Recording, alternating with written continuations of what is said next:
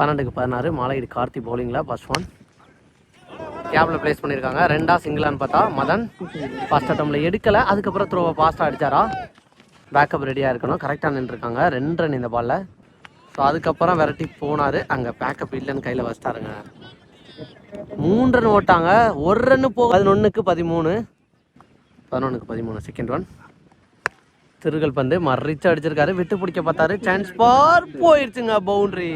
இவனி இருக்க 10 பாலுக்கு 9 தான் அடிக்கணும். பாலோட ரன்னு கம்மியாக கொண்டு வந்துட்டாங்க. தேர்ட் ஒன் உடம்புல தான் பட்டிருக்கு. சிங்கிள் அலோவ் பண்ணிட்டாங்க. சிங்கிள். ஃபோர்த் ஒன் குயிக்கராக நல்லா போட்டிருக்காரு. தெளிவான dot ball. Fifth one chance for விக்கெட்டுக்கு வாய்ப்பா. பால் குத்தி டீவைட் ஆகும். அதுக்கு ரெடியாக இருக்கணும். சிங்கிள்.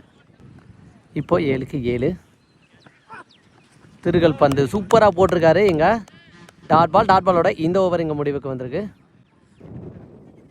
கடைசி 6 பாலுக்கு 7 அடிக்கணும். வளர்த்துறக்கூடிய கார்த்தி ஃபர்ஸ்ட் ஒன் உடச்சி போட்ட பால். கண்டிப்பாக இது கிராண்டட் 2 மாறிடும். எஸ் கிராண்டட் 2 எப்படி இருக்க 5க்கு 5 தரையாக போகுது. அகெயின் மதன் பாஸாக விரட்டி வந்துக்கிருக்காரு.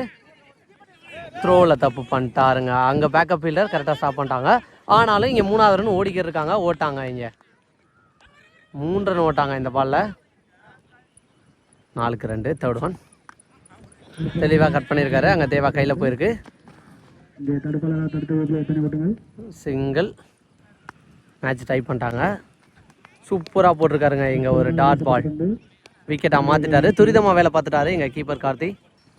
எப்படி இருக்க 2க்கு 1 தட்டி விட்டு ரன்னுக்கு வாய்ப்பா ரன் அவுட்டுக்கு வாய்ப்பான்னு பார்த்தா அங்கே அடிக்கலைங்க. பிடிச்சி ஒரு ரன் ஓட்டாங்க. இந்த ஒரு ரனோட ஃபைனலுக்கு முன்னேறி போகிறாங்க இங்கே திருப்பத்தூர் ஏசிசி.